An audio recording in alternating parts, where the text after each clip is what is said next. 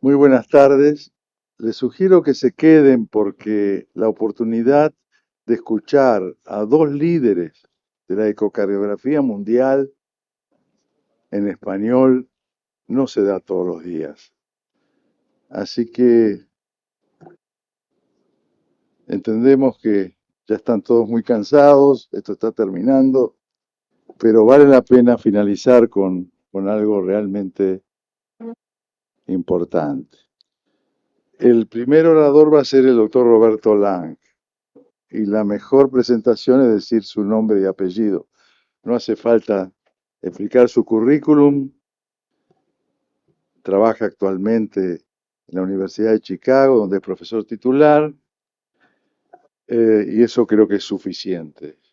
Ha sido precursor de técnicas ecocardiográficas que hoy se utilizan en 4D, 4D transesofágico, imágenes holográficas, etc. Nos va a hablar de presente y futuro de la ecocardiografía. Del presente es fácil hablar, el futuro es incierto, y como él alguna vez dijo, nosotros podemos ayudar a crearlo. Así que vamos a disfrutar de la primera presentación del doctor Roberto Lang, presente y futuro de la ecocardiografía. Él no ha podido estar por un problema de salud, así que nos ha mandado esta grabación. Compartir este hermoso congreso con ustedes. Cuando hablo del futuro de la ecocardiografía, siempre me es importante mencionar al doctor Inge Edler, vastamente conocido como el padre de la ecocardiografía. Y en esta primera imagen vemos al doctor Edler haciendo una presentación en el American Heart Association de la válvula mitral. Y ahora vean, obviamente, unos 70 años más tarde, cómo hemos mejorado en la visualización de la válvula mitral. Yo tuve la suerte, en el año 2007, que en mi laboratorio se hizo la primera adquisición de la válvula mitral con el eco transesofágico, con el Matrix TE Probe, y grande fue nuestra sorpresa cuando visualizamos que la válvula mitral se puede ver similar a lo que un cirujano la ve en la sala de operaciones. Lo primero que les quisiera hablar es acerca de avances en la adquisición y en el análisis del eco tridimensional. Acá vemos el mismo paciente adquirido con el transductor que utilizamos en forma corriente para hacer la adquisición full volume del ventrículo izquierdo, y acá con nuevos transductores que permiten la adquisición de imágenes en las cuales, fíjense en la región del ápice y del borde lateral, cuán mejorada es la definición de este tipo de imágenes. Y cuando estos full volume son seccionados de forma similar a la de un Magnetic Resonance Imaging, vean cómo se mejora la visualización de los bordes entre ambos transductores. Esto nos permite pensar que hacia el futuro vamos a poder obtener una adquisición del eco tridimensional en full volume, de la manera que lo hacemos ahora, la seccionamos para visualizar las imágenes cardíacas por los diferentes tipos de posición, y en el futuro tenemos esta idea entonces que un full volume va a poder ser seccionado en forma automática para poder obtener todas las imágenes que vemos ahora en un eco bidimensional estándar. Es decir, que no vas a tomar solamente la adquisición de un eco full volume en una posición, la cual después va a ser seccionada y se va a poder inmediatamente visualizar todo el eco bidimensional, es decir, que la cantidad de tiempo que se requiere para hacer la adquisición de un eco va a ser muy cambiante. Y acá vemos, otro tipo de adquisición, en la cual hacemos otro tipo de sección para poder obtener todas las imágenes del eco bidimensional.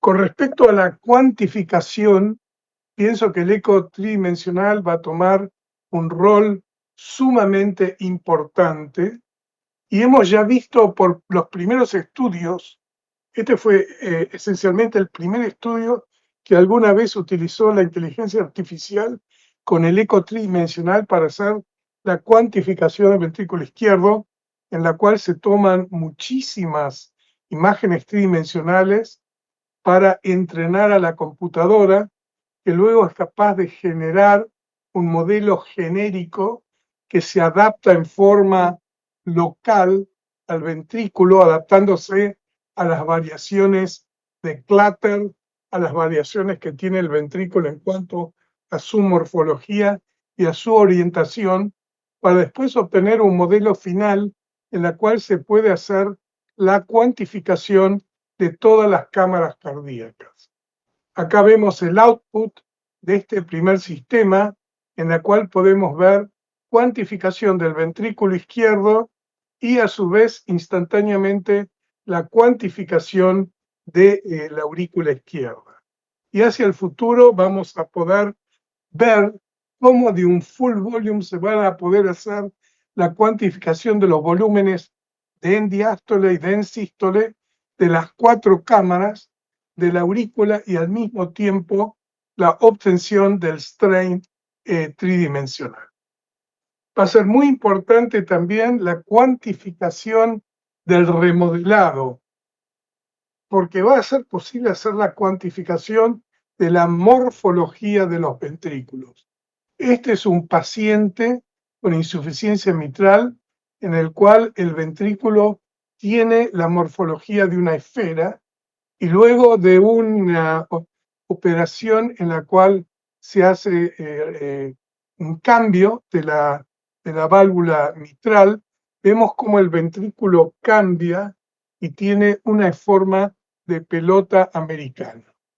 Podemos ver que en esta morfología endocárdica dinámica es posible hacer una cuantificación de cada uno de estos puntos en las cuales se instala un círculo en forma tangencial y se puede medir el radio, así como lo están viendo en esta imagen, y la inversa de ese radio es una medida de curvatura.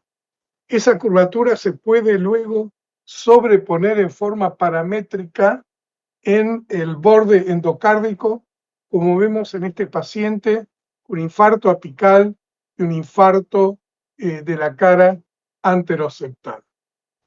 Esto es un trabajo que estamos haciendo ahora, en la cual, utilizando el borde y el volumen instantáneo endocárdico al mismo tiempo que uno obtiene la presión arterial, es posible obtener estimaciones completas del pressure volume loop, del cual se puede obtener importante información sistólica y también información diastólica, lo cual nos va a poder obtener mediciones del trabajo cardíaco y también de la insuficiencia cardíaca. Del eco tridimensional del ventrículo izquierdo siempre es importante mencionar, acá vemos un eco tridimensional del ventrículo derecho sobreimpuesto con los planos que generalmente obtenemos con el eco bidimensional. Y podemos ver el ápice y podemos ver que el tracto de salida del ventrículo derecho realmente no son visualizados con el eco bidimensional. Vamos a ver el desarrollo de softwares que nos permiten obtener información del strain tridimensional del ventrículo derecho, el cual va a poder ser separado entre el strain longitudinal, el strain radial y el strain anteroposterior. Y déjenme que les muestre cómo esto puede ser útil. Acá vemos un paciente con hipertensión pulmonar vis a vis un paciente con insuficiencia pulmonar.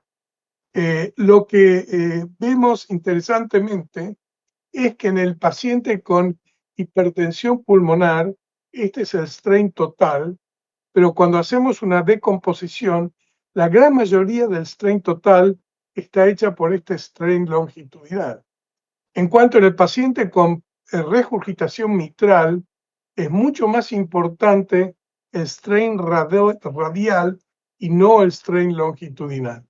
Es decir, que uno va a poder aprender y entender mucho más de la fisiología del ventrículo derecho. Y cuando estudiamos la morfología, esta es la morfología de pacientes con insuficiencia tricuspidia de carácter atrogénico, cuando estos son pacientes con insuficiencia tricuspidia funcional. Vean las diferencias abismales que existen en la morfología del ventrículo derecho. Vamos a hablar un poco ahora acerca del display de las imágenes. Y hemos visto que el eco tridimensional es muy importante en el intervencionalismo. Sin el eco tridimensional hay muchas de estas intervenciones, como el clip mitral, el closure periprostético, etcétera, que no se pueden hacer sin la guía del eco tridimensional. Esta situación ha creado que se hayan creado muchísimos software.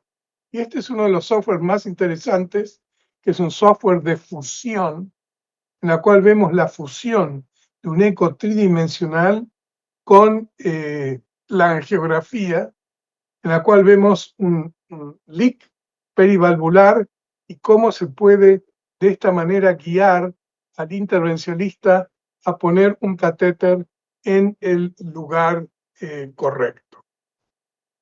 También hemos visto a consecuencia desarrollos de muchísimo software para la cuantificación y la evaluación de la función valvular, en este caso mitral y próximamente tricuspidia. Este es un software en el cual vemos acá un prolapso en P2 y P1, los diferentes festones y toda la cuantificación que se puede hacer. Y acá del lado derecho vemos un nuevo software desarrollado por un grupo italiano cuando estaba trabajando en mi laboratorio, en el cual se pueden obtener cuantificaciones del strain regional valvular. Hemos visto la introducción. El problema del eco tridimensional es que lo visualizamos en una imagen chata. Acá la idea fue de introducir un haz de luz para crear todo tipo de sombras, lo cual nos permite visualizar un eco tridimensional como si tuviera el relieve. Acá vemos la introducción del haz y vemos como una de las válvulas de esta válvula prostésica está inmovilizada. Vean este eco de un clip mitral. Las imágenes superiores son la forma en la cual las visualizamos con el eco tridimensional, y hacia abajo vemos la introducción de un tool de transparencia. Y quiero que se fijen cuán bien se pueden delinear los bordes y también la presencia del clip, que antes no era posible visualizarlo. Todo esto con diferentes técnicas que ahora también se van a poder utilizar con el eco transtorácico. Esta es una imagen de un paciente con un flail de la válvula anterior y cómo se visualiza con el eco transesofágico y el mismo paciente con eco transtorácico. Vean este paciente con un flail de P2 con las dos rupturas de las cuerdas tendinosas y cómo esto es visualizado con el eco transtorácico. Cada vez más el eco transtorácico se está acercando a la calidad del eco transesofágico. Y uno de los grandes cambios que vamos a ver hacia el futuro es la mejora del eco tridimensional color, del cual se va a poder hacer una cuantificación muy mejorada de las válvulas, tanto mitrales como tricuspídeas. Hoy en día, cuando hacemos una cuantificación de una válvula mitral, utilizamos diferentes tipos de métodos. El método más común es el método del flow convergence o el método de la PISA. Y ahora la idea es que con el eco tridimensional y con el eco color es posible, en forma utilizando inteligencia artificial, de desarrollar el borde del orificio regurgitante, ver si hay uno o dos orificios regurgitantes. Y acá un poco, en vez de utilizar un solo pinhole model, un solo PISA, que funciona muy bien cuando tenemos un orificio circular y no funciona cuando hay orificios que no son circulares. Acá la idea es de poder adaptar en este tipo de situaciones multiple pinholes que se adaptan a la morfología del efecto regurgitante. Luego, utilizando un modelo matemático, se crea un modelo computarizado de la convergencia mitral que se compara con el real y con un método iterativo es capaz de hacer la cuantificación del volumen regurgitante. Y acá vemos un poco cómo se ve. Este es un paciente que tiene dos orificios, como pueden ver con el eco tridimensional, y es muy posible utilizando este programa de hacer la cuantificación de ambos orificios al mismo tiempo.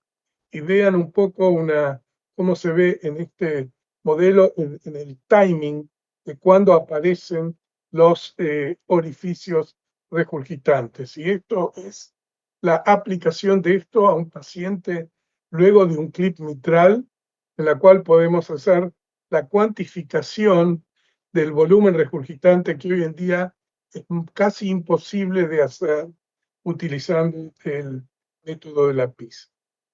Bueno, quisiera ahora un poco terminar para demostrar que el despliegue de las imágenes en el futuro cercano se va a mejorar con la utilización de la realidad virtual. Esto es un sistema en el cual es la generación computarizada de una imagen tridimensional que puede ser interactuada.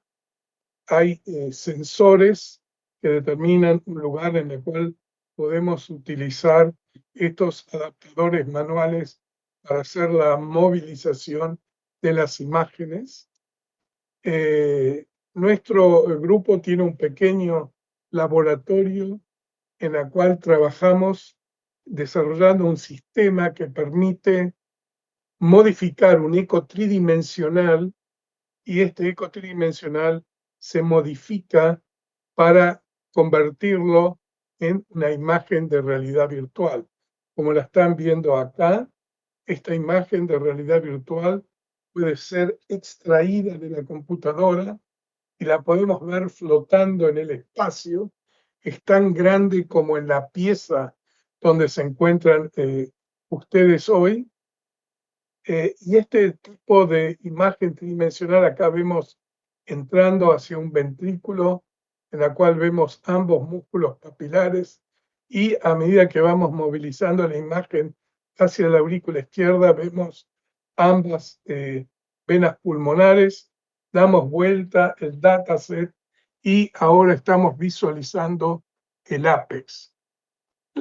Este es uno de los primeros ejemplos en la cual hicimos una conferencia de realidad virtual, en la cual estamos mostrando la misma imagen a 20, 25 médicos explicando la anatomía.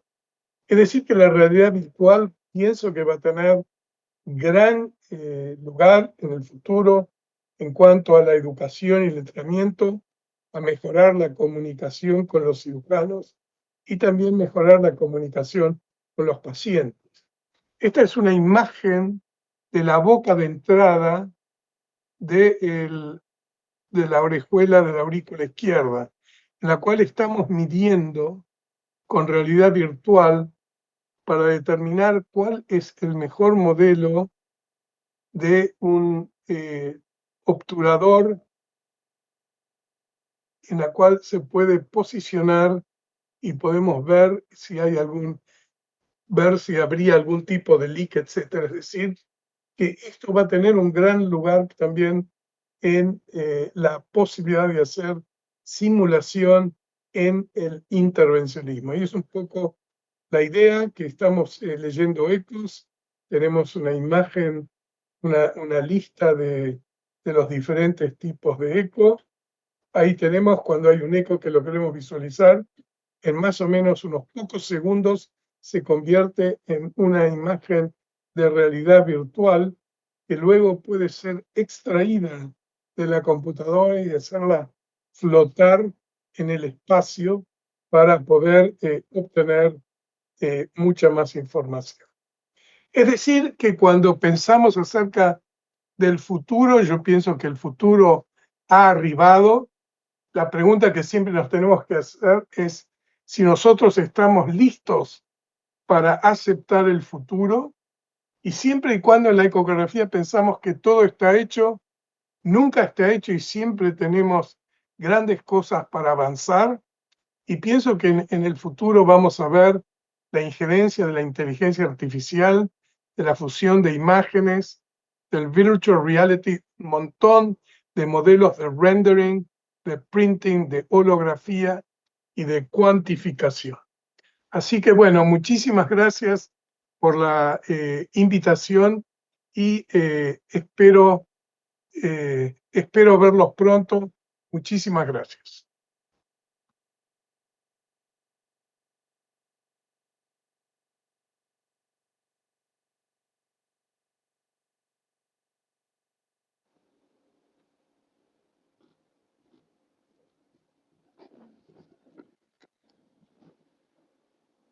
¿Qué diría Julio Verne, no? Todo lo que el hombre alguna vez imaginó, indudablemente puede crearlo.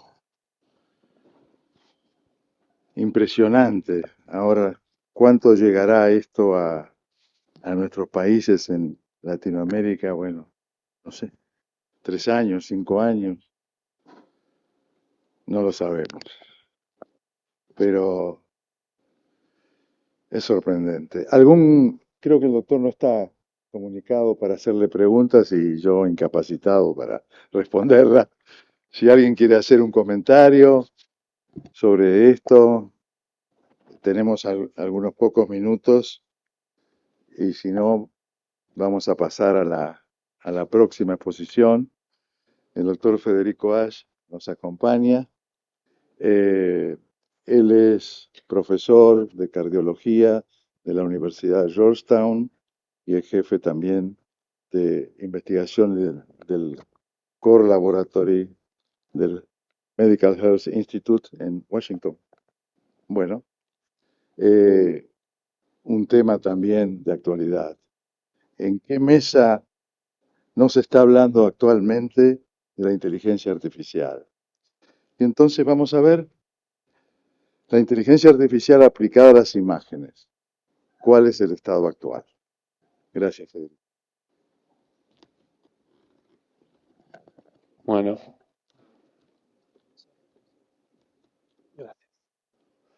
muchas gracias Jorge por la presentación y gracias a los organizadores por invitarme. Espero en los próximos 20-25 minutos poder traer un poco la perspectiva de qué es lo que está ocurriendo y qué es lo que puede ocurrir, de nuevo hablando del futuro de nuestro mundo de las imágenes y la ecocardiografía, con respecto en este caso a la inteligencia artificial. Estos son mis conflictos de intereses, ninguno es personal, son todos contratos de investigación que tengo con mi institución en Washington.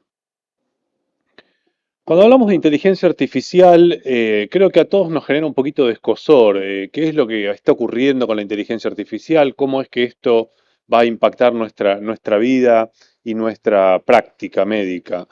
Hay muchas organizaciones que están tratando de investigar y de entender un poquito el impacto que estas tecnologías pueden tener. La Asociación Médica de los Estados Unidos, la AMA, es una de ellas. Y ellos están haciendo muchas investigaciones. Esto es un relevamiento que hicieron hace 2 años, creo que fue, en el cual se le preguntaba a los médicos con respecto a si estaban muy interesados o si estaban muy eh, ¿cuál es la palabra?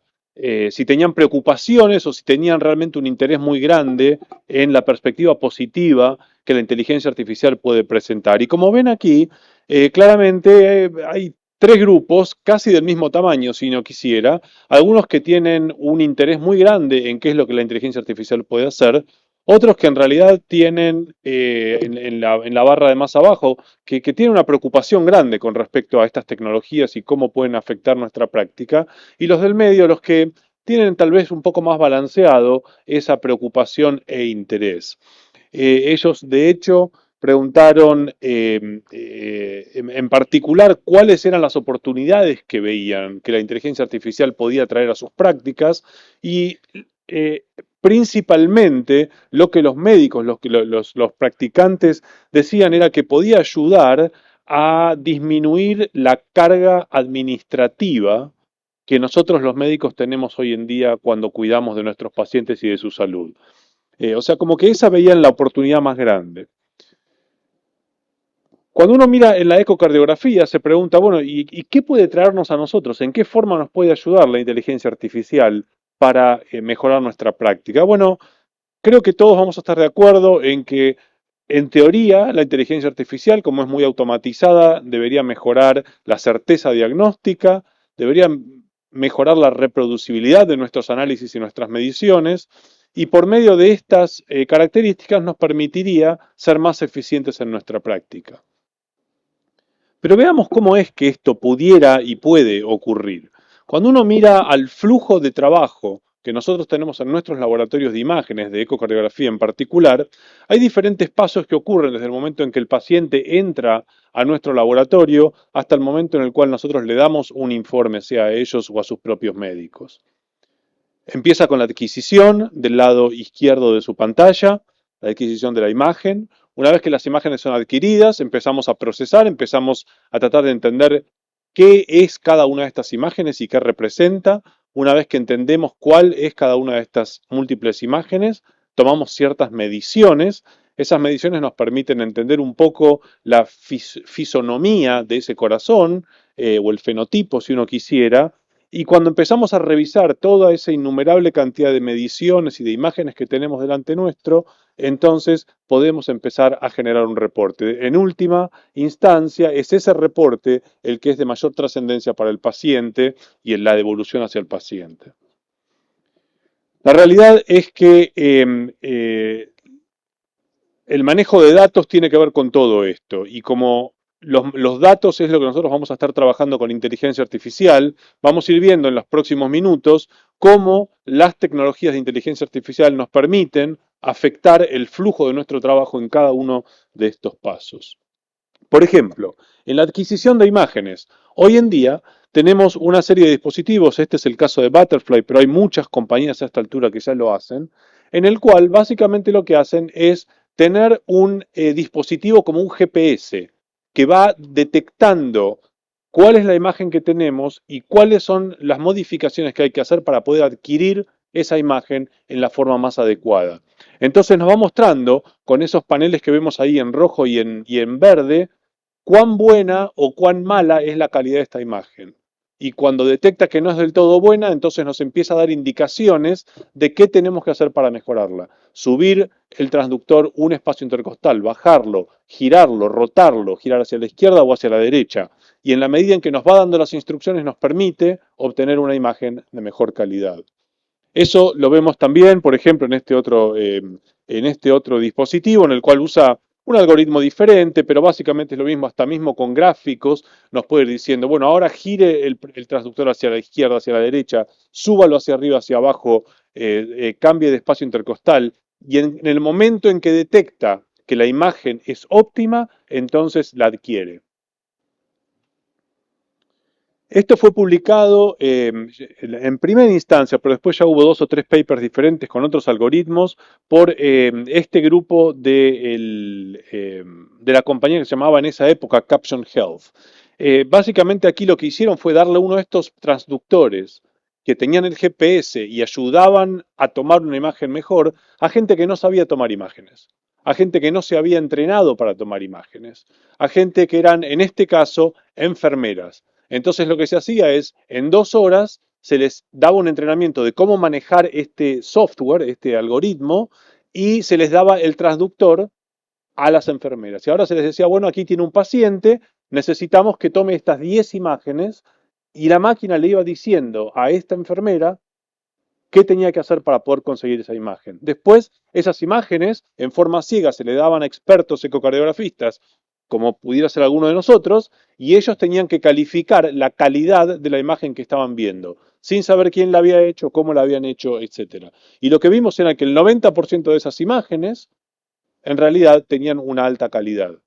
De nuevo, estos no eran ni sonógrafos, ni técnicos, ni ecocardiografistas. Estos eran enfermeras que nunca habían aprendido a tomar un eco y sin embargo ahora podían tomar las 10 vistas básicas de un ecocardiograma en forma adecuada.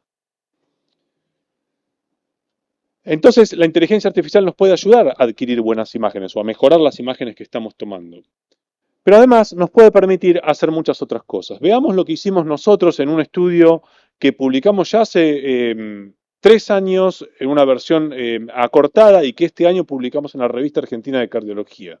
Hicimos a partir del estudio WACE, donde teníamos 2000 ecocardiogramas de voluntarios saludables, tomamos todas esas imágenes para enseñarle a una máquina, en este caso era Tomtec, la compañía que hoy es parte de Philips, enseñarle cómo interpretar estas imágenes. ¿Qué eran estas imágenes? ¿Cómo interpretarlas? ¿Qué mediciones tomar? Tomamos de esos 2000 pacientes, tomamos 1800 para entrenar al software y después otros 200 o los otros 200 para ver cuán bien lograba hacer todas estas estimaciones. Y ahora yo les voy a ir mostrando en el transcurso de esta charla diferentes imágenes. Por ejemplo, en este caso les enseñamos a que la máquina reconociera qué vista era cada una de estas imágenes. Entonces le dijimos, bueno, si una vista se ve como la de ahí arriba hacia la izquierda, eso es lo que llamamos el eje paraesternal largo. Si este tiene estas imágenes con color, entonces esto lo llamamos eje paraesternal largo con color. Esto es una imagen de modo M, esto es un eje corto, etcétera, etcétera. Entonces, en 1800 ecocardiogramas le enseñamos a la máquina cómo decidir cuál era cada una de estas y después le pedimos que en las otras 200 nos tome todo el ecocardiograma y nos diga cuál es el eje paraesternal largo, cuál es el corto, cuál es una vista de 4, de 2 cámaras, etcétera, etcétera. Y lo que vemos aquí es que cuando lo que ven en diagonal ahí en rojo es la certeza con la cual esta máquina logró determinar cuál era cada una de esas vistas. O sea, sin que nosotros le digamos, de todo un ecocardiograma la máquina ahora podía decidir cuál era la vista de 4 cámaras, cuál era la de 2 cámaras con color, etcétera, etcétera, con una certeza de entre el 90 y el 100% para cada una de estas vistas. No somos los únicos que hicimos esto, de hecho, esta es otra forma de representar lo mismo en otro estudio que se presentó al respecto. Lo que ven aquí son todos estos circulitos de colores, cada color representa una vista diferente, y lo que esto quiere decir es que se le dio a una máquina un universo de imágenes ecocardiográficas y se le pidió, ahora dígame, ¿cuáles son las 4 cámaras, las 2 cámaras, los ejes cortos, largos, etcétera, etcétera? Y fíjense lo bien que estos algoritmos de Deep Learning pudieron discriminar y agrupar cuáles eran un tipo y otro tipo de imagen. O sea, de todas las imágenes mezcladas, logró tomar todas las azules, todas las amarillas, todas las naranjas, cada cual de esas obviamente está representando una vista diferente. Ahora, una vez que la máquina logró en forma automática e independiente determinar cuál es cada una de esas vistas, yo le enseño a la máquina, bueno, máquina, si yo quiero ver la válvula mitral, yo la voy a poder ver en la vista A, en la vista C, en la D y en la F. Entonces ahora yo lo que quiero es que me ponga en mi pantalla todas las imágenes que representen, en las cuales puedo ver a la válvula mitral. Entonces ahora, en vez de ir pasando una por una todas las imágenes, cuando yo quiero evaluar la válvula mitral, le pido y entonces me pone todas las imágenes en donde la válvula mitral está representada o analizada. Eso lo llamamos stacking. Entonces, le enseñamos a la máquina cuáles eran las vistas que nos tenía que presentar cuando queríamos hablar de la función diastólica, de la función sistólica del ventrículo derecho, del ventrículo izquierdo, etcétera, etcétera. Y lo que vemos ahí en la columna de la derecha es el nivel de certeza con el cual la máquina no solamente detectó cuál vista era cada una, sino que además me las agrupó en forma adecuada para facilitar mi interpretación de la imagen. Y lo vemos ahí, 96, 98, 99, 100%. Perfecto, la máquina lo puede hacer perfectamente.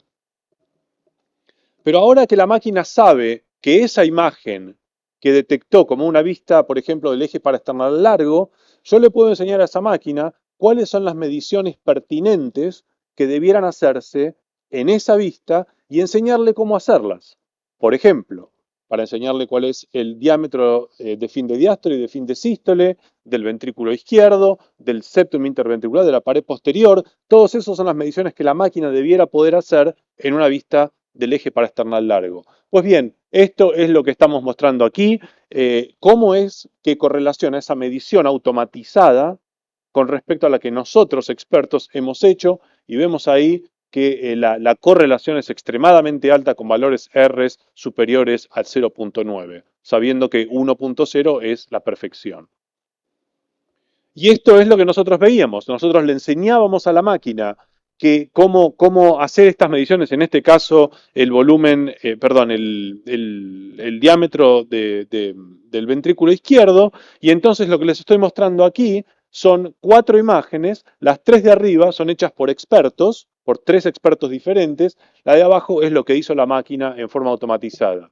Yo todo lo que hice fue darle un ecocardiograma entero, yo no le di un cuadro de un video, yo le di un ecocardiograma entero. La máquina detectó cuál era el eje paraesternal largo, la máquina detectó de todos los que había cuál era el mejor para medirlo, eligió cuál era el cuadro perfecto para medirlo e hizo la medición. Y fíjense cuánto se parece lo que hizo la máquina con lo que hicieron los 3 expertos en este caso. Esto es simplemente un ejemplo. En este caso les estoy mostrando ahora los volúmenes del ventrículo izquierdo que usamos para poder medir la fracción de eyección. Y nuevamente es lo mismo, los 3 de arriba son expertos, el de abajo. Fíjense que hasta el mismo cuadro logró detectar lo que llamamos el frame 28 de todo un video, el cuadro 28 en el video.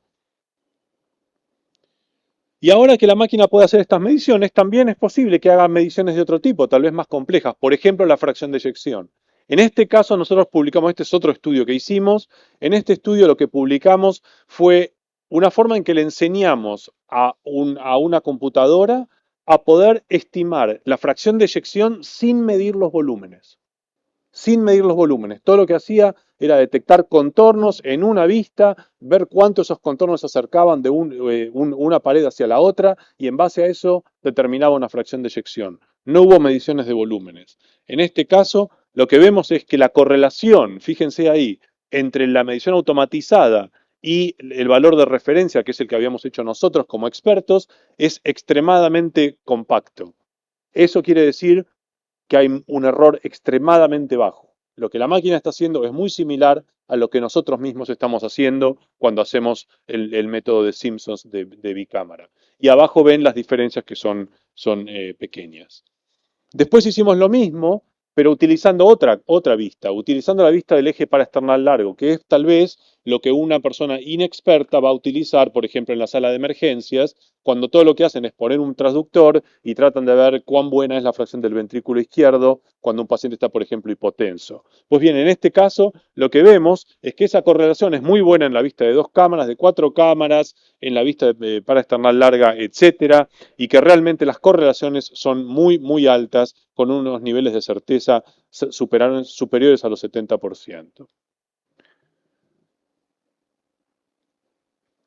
Todos estos análisis que yo les estoy comentando, nosotros los publicamos ya hace 2 años como proyecto completo en el International Journal of Cardiovascular Imaging.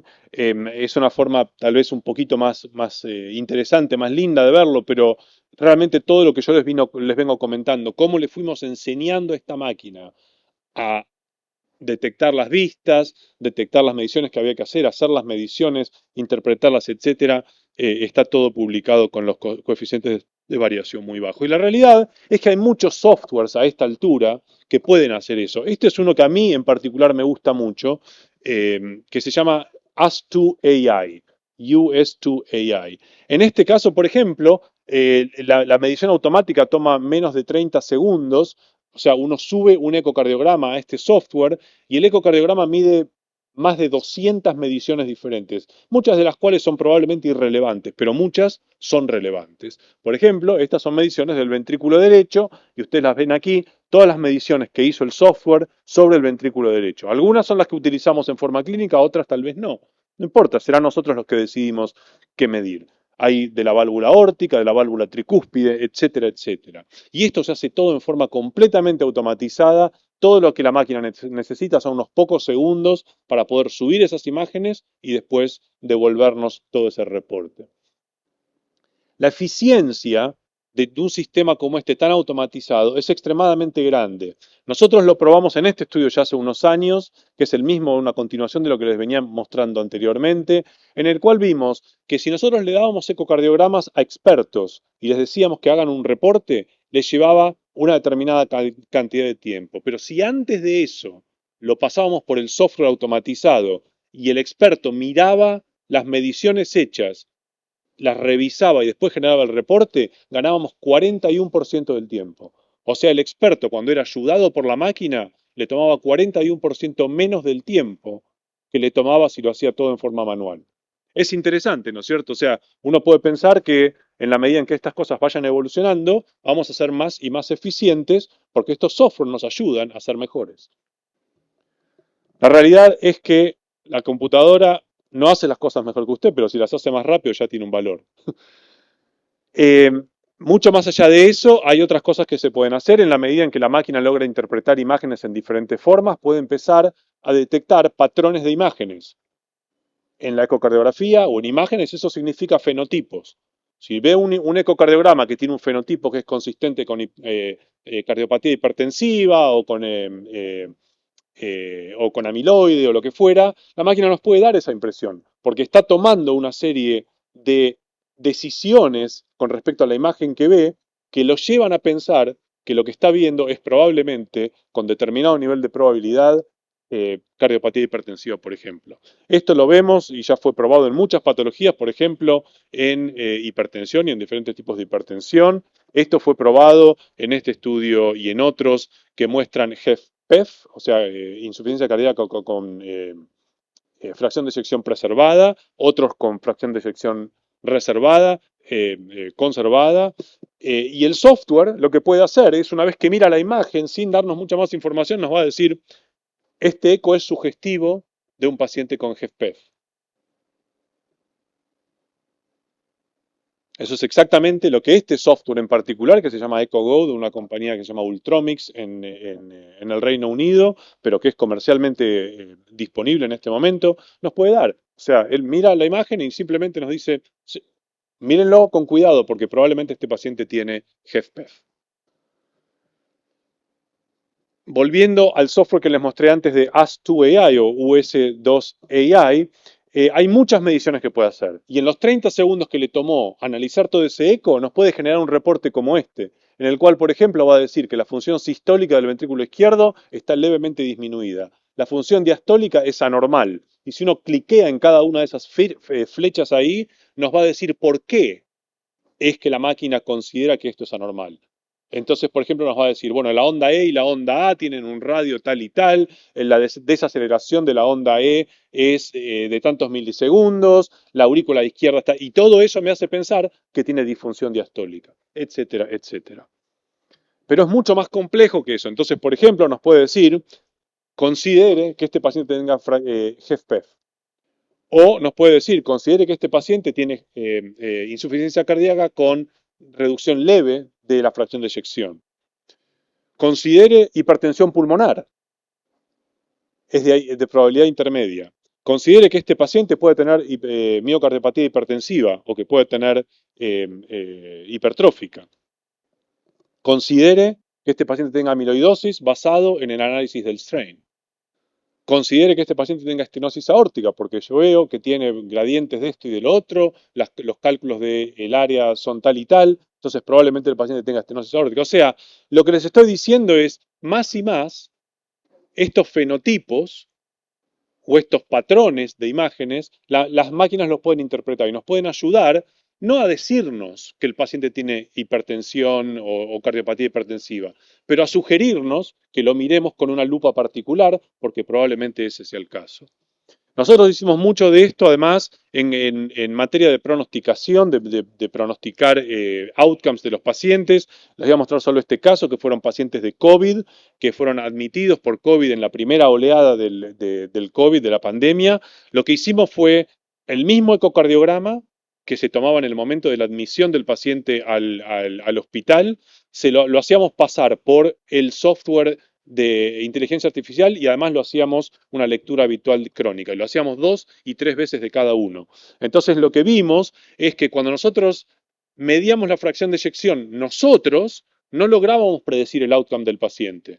Cuando nosotros medíamos el strain, no lográbamos predecir el outcome del paciente, el outcome seguido a 6 meses en este caso. Pero cuando esas mediciones eran hechas por el software de inteligencia artificial, sí lo predecía. Y lo que aprendimos era que el motivo por el cual la máquina podía hacer lo que nosotros no podíamos es porque la máquina tenía una reproducibilidad mucho más alta que la que nosotros, humanos, teníamos. Entonces, si uno lo piensa, el procedimiento tradicional de pensar un paciente empieza con una presentación clínica, tratar de entender cuál es la patofisiología de esa presentación clínica, qué es lo que las imágenes nos ayudan a sostener estos argumentos que vamos pensando en nuestra cabeza, para eventualmente llegar a una conclusión diagnóstica. En el futuro, y el futuro es hoy en realidad, es posible que mucho de esto esté asistido por la inteligencia artificial. No que nos reemplace, pero que nos ayude. Y que este paradigma de cómo llegamos a un diagnóstico en realidad se ponga patas para arriba, si uno quiere. Entonces, como la inteligencia artificial en este caso nos puede ayudar a entender la presentación clínica, a entender el raciocinio patofisiológico y a analizar las imágenes, es posible que entonces la conclusión llegue de una forma completamente diferente y más rápida de lo que estamos acostumbrados, porque como aprendimos, en el caso del ultrasonido, en cada uno de todos los pasos que lleva en el flujo del análisis de un ecocardiograma, la inteligencia artificial nos puede ayudar. Entonces, para ir terminando, la inteligencia artificial mejorará el flujo y mejora el flujo de trabajo en el laboratorio de eco, en tanto a la adquisición por no expertos, mejoría de la certeza y reproducibilidad de nuestro trabajo, mejor eficiencia, mejor diagnóstico por medios de reconocimiento de patrones o de fenotipos, integrando esta información con otras bases de datos como puede ser la historia clínica de un paciente o bases de datos poblacionales o las predicciones clínicas o los outcomes. Esto es todo muy importante, pero simplemente eso nos muestra dónde estamos hoy. La realidad es que la inteligencia artificial nos va a ayudar a la democratización de nuestras imágenes. Estas cosas que estamos viendo nos están permitiendo llevar el eco al paciente, aun cuando el paciente vive en regiones en donde el eco no es posible. Hay muchas misiones que se están haciendo hoy en día con estos dispositivos portables, en los cuales simplemente se va, por ejemplo, a regiones en África o en diferentes zonas lejanas o remotas de la América Latina, en los cuales no hay ecocardiogramas, pero esto se puede llevar en el bolsillo, se pueden hacer estudios poblacionales y estas cosas se transmiten por medio de la web para que se haga una interpretación automatizada de estas cosas. Es muy importante, los dispositivos cada vez se hacen más pequeños, la miniaturización de nuestras herramientas es una realidad y nos está permitiendo llegar a donde antes no estábamos. Y la realidad es que tenemos que pensar que la inteligencia artificial está funcionando como un disruptor de lo que estamos acostumbrados a hacer, pero también es un disruptor de cómo podemos practicar en el futuro. Entonces, realmente es una cuestión de decir, la inteligencia artificial está afectándonos a nosotros como trabajamos o nos está ayudando a que en el futuro podamos trabajar mejor.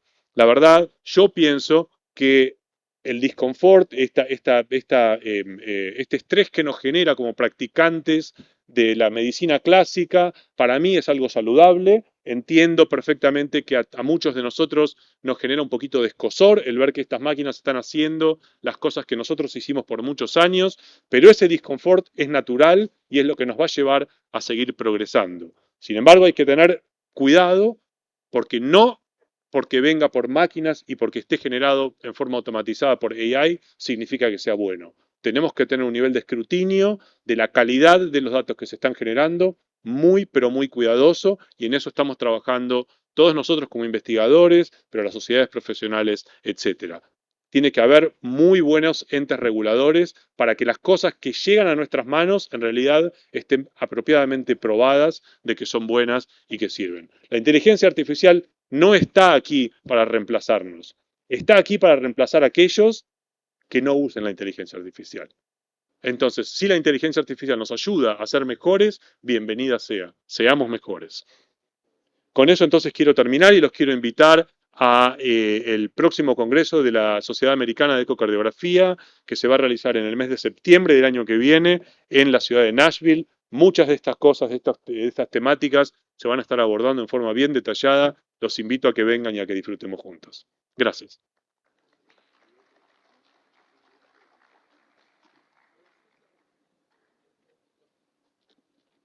Bueno, tenemos algunos minutos. Creo que el tema da para preguntas, da para sugerencias, da para conversar. No creo que todos estén totalmente de acuerdo. ¿Hay alguna pregunta? Claro. Sí, ¿le alcanzan el...? Bueno, excelente presentación, Federico, como siempre. Gracias por permitirme hacer una pregunta. Quisiera saber si los que están desarrollando uno lo permite dar datos clínicos, por ejemplo, la presión arterial o los datos de carga de volumen o sobrecarga de volumen, ya que te permite interpretar los resultados de acuerdo al estado actual de ese paciente desde el punto de vista hemodinámico. Bueno, eso es una muy buena pregunta y creo que es una pregunta futurística en el sentido de que hoy en día estamos muy focalizados en mejorar las tecnologías que nos permitan hacer estas mediciones en forma certera. En la medida en que estas mediciones sean certeras, se van a poder acoplar a otras bases de datos, a otros datos. Si uno lo piensa, todo esto no es más que datos, son todos ceros y unos que nosotros los vamos a ir manejando en forma estadística de acuerdo a cómo nos resulte conveniente. Yo ponía en uno de mis diapositivos ahí que, por ejemplo, una cosa que ocurre es que si uno hace un ecocardiograma en un paciente y el software me está diciendo que este paciente tiene determinada fracción de eyección y que tiene determinado espesor del ventrículo septal y pared posterior, tal vez eso se puede acoplar a bases de datos poblacionales que nos ayuden a entender, en los cuales sabemos que esos números se correlacionan con outcomes de tal y tal mortalidad, de tal cosa, reinternación por insuficiencia cardíaca. Entonces, en el momento en que empecemos a acoplar todos estos datos, definitivamente vamos a poder hacer interpretaciones clínicas mucho más complejas de lo que hoy mismo podemos hacer nosotros. No estamos aún haciendo esto en los laboratorios de ecocardiografía, pero no estamos lejos. De hecho, en otras ramas sí se está haciendo. Por ejemplo, en electrocardiogramas, hay electrocardiogramas que por medio de un electrocardiograma me pueden hacer un diagnóstico de enfermedad amiloide o de disfunción diastólica o con una certera muy alta, pero muy alta. Hay algunos que, por ejemplo, me avisan que el paciente probablemente tenga regurgitación mitral. Un electrocardiograma. Yo creo que si yo reparto electrocardiogramas aquí, ninguno de todos nosotros, super expertos en cardiología, vamos a poder determinar la probabilidad de que un paciente tenga regurgitación mitral en base a un electrocardiograma. Bueno, hay cosas de los códigos de imagen, de los datos que se van extrayendo de cada una de estas imágenes, que nos pueden permitir entender las cosas de una forma diferente a como nosotros estamos acostumbrados a entenderlos. Y por otro lado, la multidimensionalidad de datos que pueden venir de las historias clínicas que hoy en día, al menos en los Estados Unidos, son completamente digitalizadas, entonces es muy probable que viendo el electrocardiograma que yo acabo de hacer de mi paciente y recolectando toda la información de la historia clínica, por ejemplo, los valores de BNP de este paciente hace un año, hace 2 años, hace 5 años, me diga la probabilidad de este paciente de morir de aquí a 2 años es del 32%. Y no es solamente por el eco es parte de los datos, pero además es la dinámica del BNP, la dinámica de la creatinina, muchas de estas cosas que con el tiempo, en definitiva son datos, con el tiempo es simplemente una cuestión de ir enseñando los algoritmos adecuados, entrenando los algoritmos adecuados para que se puedan interpolar los datos de una forma adecuada. No sé si esto contesta. Sí, toda herramienta tiene, por supuesto, grandes fortalezas y debilidades. Yo creo que la gran fortaleza, hoy en día, usamos en nuestros ecógrafos la automatización y, bueno, es una forma tal vez de determinar la fracción de eyección en forma automática, el strain en forma automática y muchas otras determinaciones. Eh, pero yo creo que ahorra mucho tiempo, indudablemente, pero todavía tiene que estar vigilado por el ojo del médico. O sea, yo creo en la semiautomatización. La ventana ecocardiográfica en los pacientes que tenemos ahora cada vez más obesos, de más edad, con EPOC, etcétera, es una limitación para estas determinaciones.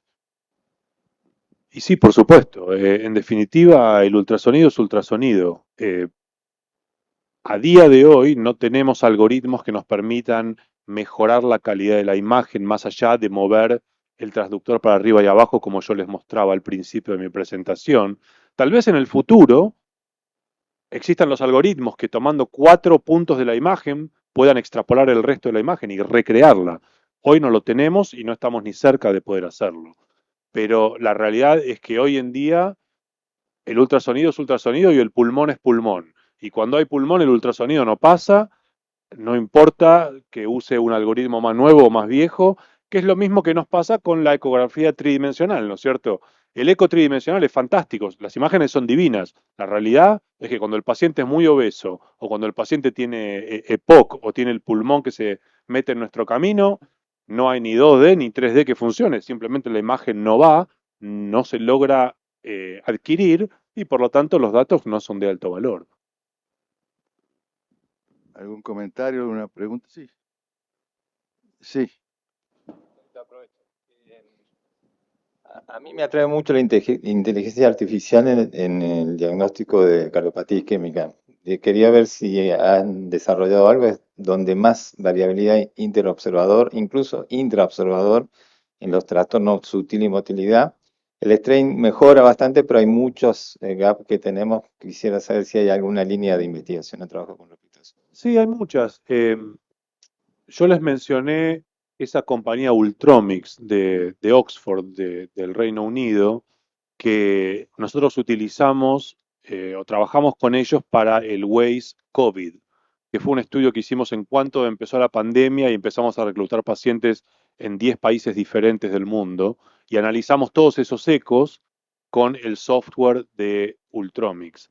El motivo por el cual utilizamos Ultromics es porque yo conocía a esa compañía y yo conocía que ellos tenían algoritmos para hacer mediciones de la fracción de eyección y del strain que lo utilizaban solamente para ecoestrés, para detección de enfermedad coronaria, en el ecoestrés. Y yo dije, bueno, si estos algoritmos funcionan en el ecoestrés, donde hay problemas de imágenes que todos conocemos, y etcétera, etcétera, tal vez funcionen también en estas patologías. O sea, medición de fracción de eyección es medición de fracción de eyección al fin y al cabo. Pero como te estoy diciendo, esta compañía en particular, que hoy se está dedicando a hacer diagnóstico de amiloide, de HFpEF, de múltiples cosas diferentes, empezó con la enfermedad coronaria. Hay diferentes ramas o formas en las cuales la inteligencia artificial nos puede ayudar a hacer diagnóstico de enfermedad coronaria. Este es solo un ejemplo. No hay ninguno que yo pueda hoy decir, esta herramienta funciona para todo, pero sí te puedo decir que en el análisis de tomografías computadas, por ejemplo, hay cantidades de algoritmos de inteligencia artificial que permiten hacer análisis. Por ejemplo, de las tomografías intracoronarias, de los tipos de placa, las placas que tienen más lípido, más calcio, menos calcio. Eso está todo manejado con algoritmos de inteligencia artificial y están muy bien probados y se están utilizando en forma clínica. No en el eco, pero en la tomografía. O sea que hay trabajo que se está haciendo en el campo. Buenas tardes, doctor. Felicitarle por la brillante exposición. Mi pregunta es la siguiente. En nuestros laboratorios de ecocardiografía en Latinoamérica, ¿hay algo que podamos hacer para nosotros fomentar la inteligencia artificial? No ser tanto receptivos, sino tener un papel activo en esto de la inteligencia artificial. Gracias. Muchas gracias.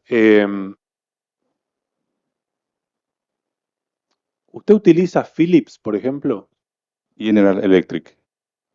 General Electric. Bueno, en Philips existe este algoritmo que es muy popular ahora, que se llama el Heart Model, que de hecho en la presentación del doctor Lang, él lo muestra en algún lugar. Eso es inteligencia artificial. Es una medición completamente automatizada de la fracción de eyección y de los volúmenes del eco tridimensional, que es todo inteligencia artificial. O sea, a lo que voy es, seguramente en las mismas máquinas que ustedes están utilizando ya hay herramientas de inteligencia artificial metidas. Cualquier cosa automatizada que ustedes ven, mediciones automatizadas, probablemente están ahí. Yo les mencioné a ustedes todo el trabajo que estuvimos haciendo con el doctor Lang, con Tomtec, enseñándole a la máquina a distinguir las diferentes vistas, las mediciones, los stackings y todo eso. Todo eso, Tomtec, una vez que se sumó a Philips, en realidad fue ayudando a que Philips desarrollara sus propios algoritmos de mediciones, que hoy en día muchos de ellos ya están disponibles en las máquinas que ustedes mismos compran. GE tiene cosas muy parecidas también.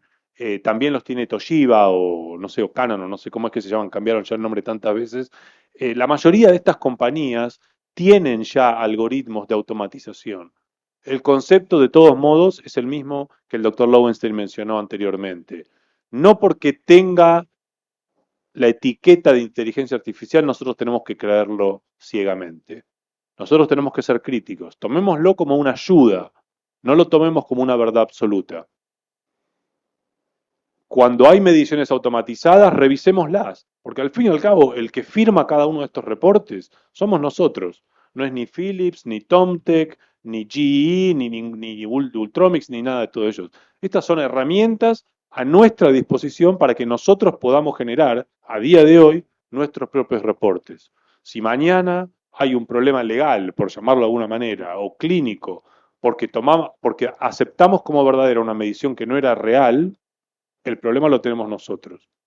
Entonces, lo que hay que tener muy en cuenta es que hay que ser cuidadoso. Todo esto es a mí me entusiasma mucho, pero el entusiasmo no nos puede llevar a ser ciegos.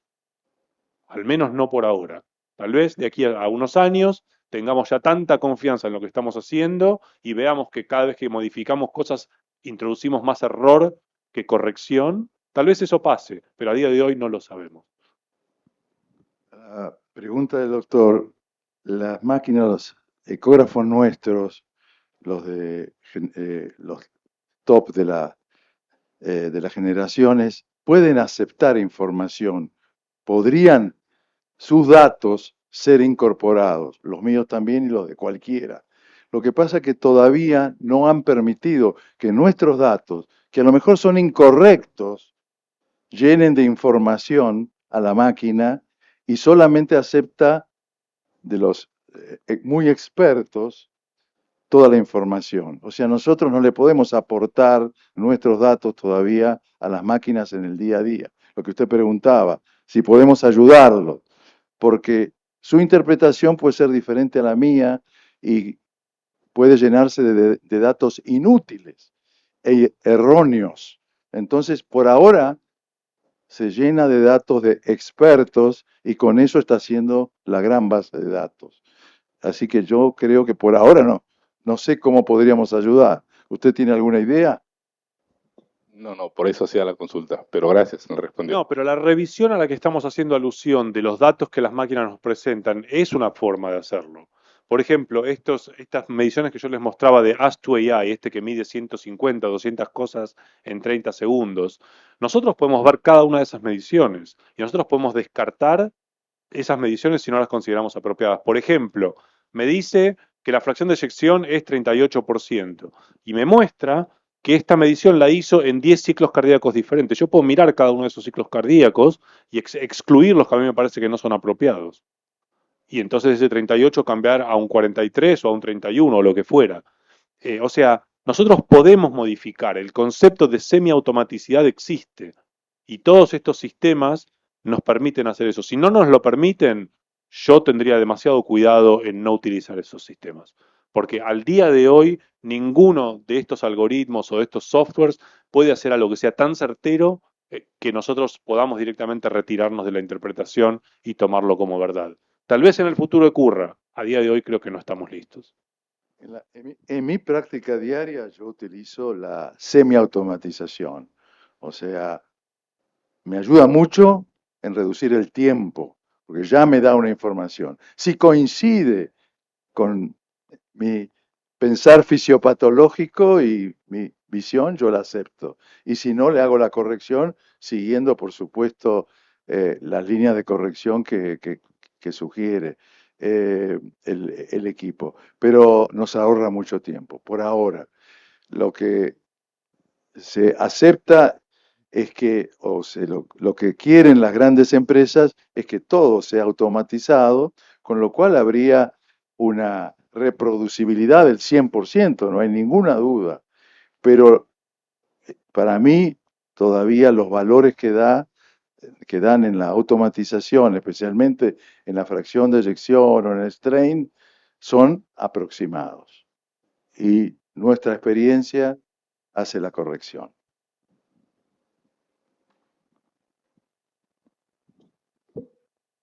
Otros comentarios. Aquí, sí. Bueno, doctor, felicitaciones por la conferencia, que fue excelente. Mire, en cuanto mi pregunta va dirigida, que usted mostró una tabla que es de los datos como fuera un informe, el worksheet del estudio, ¿no? Entonces, ¿usted cómo puede interrogar a la inteligencia artificial? Que muéstrame cómo tú me diste la Phoebe la Phoebe por Simpson, un ejemplo. Para usted poder discriminar si está bien marcado el borde, no está, a veces usted puede validar eso o no. Le puede interrogar. Sí, en la gran mayoría de las cosas sí. En la mayoría de las cosas sí, porque las mediciones que nosotros le estamos enseñando a la máquina cómo hacerlas, las hacen siguiendo nuestros estándares, ¿no es cierto? Hay algunos en los cuales no. Y ahí es donde empieza todo este concepto del black box, ¿no es cierto? Que tanto está ligado a la inteligencia artificial. Esta idea de que hay cosas que la máquina hace que nosotros no podemos entender qué son. Eh, bueno, esas son cosas que son un poco más complejas, donde probablemente no podamos ver todo, pero uno sí puede ver el contexto. Yo puedo ver, aunque no vea la forma en que se midió esa FEBI, yo puedo ver las imágenes de un corazón moviéndose y saber si más o menos esa FEBI tiene sentido en el corazón que yo estoy viendo. Si me dice que la FEBI es un 32%, pero yo veo un corazón que está latiendo normalmente, claramente hay algo que no está bien ahí. Aunque yo no pueda ver el trazado, hay algo que no está bien. Pero en general, a día de hoy, le estamos enseñando a las máquinas a hacer lo que nosotros hacemos en una forma más automatizada y eficiente. Pero vamos a llegar pronto al punto en el cual no podemos corroborar todo. Es realmente lo que va a pasar, porque vamos a empezar a medir cosas que nosotros no medimos. Bueno, La inteligencia artificial está para quedarse, no hay ninguna duda, así que tenemos que utilizarla con buen criterio y eso es lo que estamos haciendo, creo, en este momento. Así que tenemos que terminar la sesión porque yo creo que ya el Congreso termina. Doctor Cornejo, ¿sigue algo ahora?